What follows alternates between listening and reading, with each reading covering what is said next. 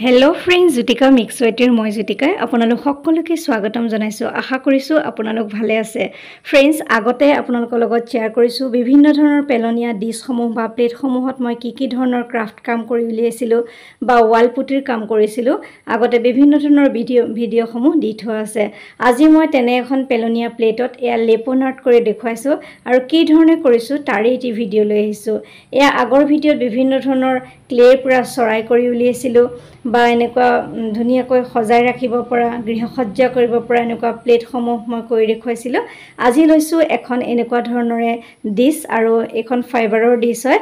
পেলনীয়া হয় যিহেতু এখনৰ ৰং গুচি গ'ল নহয় জানো, তেনেকুৱা এখনতে মই ব্যৱহাৰ কৰিছোঁ।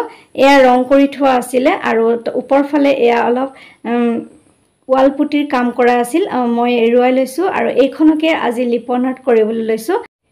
এয়া প্ৰথমতে মই ডিছখনৰ ওপৰত এখন সফুৰাৰ ওপৰৰ ঢাকনিখন লৈছোঁ। যিহেতু গোল হয় সেই গোলটো মই এনেকৈ আঁকি লৈছোঁ। আপোনালোকে বেলেগ ডিছ বা যিকোনো ধৰণে গোল কৰি ল'ব পাৰে। আৰু তাৰপিছত এখন সৰু সফুৰাৰ ঢাকনি লৈ লৈছোঁ। তাৰপিছত আকৌ গোল কৰিছোঁ। ঠিক মাণ্ডালা আৰ্টৰ দৰে মই কৰিবলৈ লৈছোঁ। আৰু আজিকালি আপোনালোকে দেখা পাব অনলাইনতো কিনিবলৈ পোৱা যায় এনেকুৱা ধৰণৰ লেপন আৰ্টসমূহ। আৰু বহুতো মানুহৰ ঘৰত সজাই ৰাখে, গৃহসজ্জাৰ কাৰণে অতি সুন্দৰ হয়। আৰু আজি মই পেলনীয়া ডিছখনতে বনাবলৈ ট্ৰাই কৰিছোঁ। আপোনালোকক দেখুৱাম মই কি ধৰণে বনাইছোঁ। আৰু এয়া চাওক, গোল গোলকৈ কেইবাডালো কৰি ল'লোঁ। ডাঙৰ সৰু ঢাকনি লৈ এনেকৈ আপোনালোকে গোলসমূহ বনাই ল'ব পাৰে বা নিজেও আঁকি ল'ব পাৰে। তাৰপিছত এক্ৰিলিকৰে নীলা ৰং অকণমান মাজত দি দিছোঁ। যিহেতু তলত ক্লে খানা কাম কৰা আছিলে, ক্লেটো উঠাই দিয়াৰ পিছত অলপ ৰাফ হৈছে। মই ৰাফটোৰ কাৰণে একো অসুবিধা পোৱা নাই। এনেকৈ মই কামটো কৰিম। আৰু এয়া চাওক, গোল গোল কৰি দিছোঁ আৰু এতিয়া মাজতে গণেশৰ সৰু শ্বেপ এটা দিবলৈ ট্ৰাই কৰিছোঁ। আৰু এনেকৈ আপোনালোকে মাজত ধুনীয়াকৈ মৌৰা পাখি বা শ্ৰীকৃষ্ণ বা বিভিন্ন ধৰণৰ কিবাকিবি ড্ৰয়িং কৰি আজিকালি লেপন আৰ্ট কৰা দেখিবলৈ পাবই। আৰু মই একেবাৰে বিগিনাৰসকলৰ কাৰণে আচলতে এই আৰ্টটো আজি লৈ আহিছোঁ। আৰু ইয়াতে এক্ৰিলিকৰ ৰঙা আৰু এয়া হালধীয়া অলপমান ওপৰৰ যিটো গোল অংশ কৰি লৈছিলোঁ তাতে মই ব্ৰাছ এডালৰ সহায়ত কৰি দিছোঁ। আৰু কি কৰোঁ চাই থাককচোন। একেবাৰে সহজ পদ্ধতিৰে কৰা এটা গৃহসজ্জা।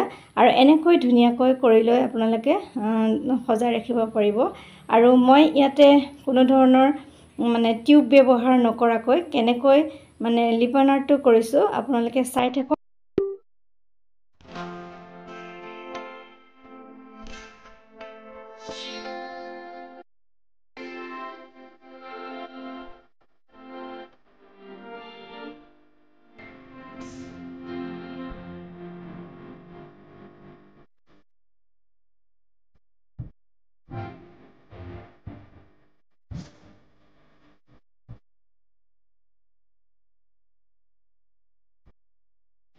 ফ্ৰেণ্ডছ, এতিয়া লৈছোঁ এয়াৰ টাইট ক্লে। আৰু এই ক্লেটোৰ বিষয়ে আগতে আপোনালোকক কৈছোঁৱে। ইয়াৰ ভিতৰত দুটা থাকে পেকেট আৰু দুইটা, এটা হাৰ্টনাৰ এটা ৰেজিন।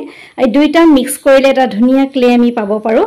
আচলতে এইটো বৰ সোনকালে কামবোৰ কৰিব লগা হয়, যিহেতু এইটো থৈও দিব নোৱাৰি। লিপন আৰ্ট কৰিবৰ কাৰণে আপোনালোকে আৰু এটা সহজ বুদ্ধি ল'ব পাৰে। আমি যে মেহেন্দি হাতত লগাওঁ তেনেকৈ সৰু সৰু টিউব বনাই পেলাই মাৰ্বল যিটো পাউডাৰ আমি বজাৰত কিনিবলৈ পাওঁ বা ৱাল পুটি কিনিবলৈ পাওঁ, সেই বস্তুটো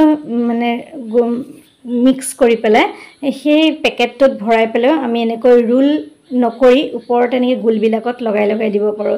এতিয়া অৱশ্যে মই এই পেকেটটোৰ ক্লে দুটা মিক্স কৰি পেলাই এনেকৈ ৰোল কৰি এয়া মই আঁকি থোৱা সেই গোলবিলাকৰ চাইডে ধুনীয়াকৈ দি দিছোঁ। আৰু আপোনালোকে এনেকৈ নিদি পেলাই মই কোৱা ধৰণেৰে মেহেন্দি লগোৱাৰ ধৰণে টিউবত ভৰাই পেলাই ক্লেটো টিউবত ভৰাই পেলাইও দিব পাৰে। তেতিয়া আপোনালোকে বেলেগ ধৰণৰ ক্লে ব্যৱহাৰ কৰিব পাৰিব। লেপন আৰ্ট বিভিন্ন ধৰণে কৰিব পাৰি। মই এনেকৈ সহজ পদ্ধতিৰে এটা কৰি চালোঁ, সেয়ে আপোনালোকৰ লগত শ্বেয়াৰ কৰিছোঁ। তাৰপিছত সৰু এয়া কলৰ যিটো ওপৰৰ সাফৰটো তাৰে দিয়ে মই এয়া চিন দি দিছোঁ। আপোনালোকে কাটাৰ ল'ব পাৰে বা বিভিন্ন ধৰণৰ থাকে আজিকালি এইবোৰ লিপন আৰ্ট কৰিবৰ কাৰণে। মই সহজ পদ্ধতিৰে কৰিছোঁ। তাৰপিছত এয়া চাওক, বজাৰত কিনিবলৈ পোৱা সৰু মাইকা, বিভিন্ন ধৰণৰ মাইকা কিনিবলৈ পোৱা যায়।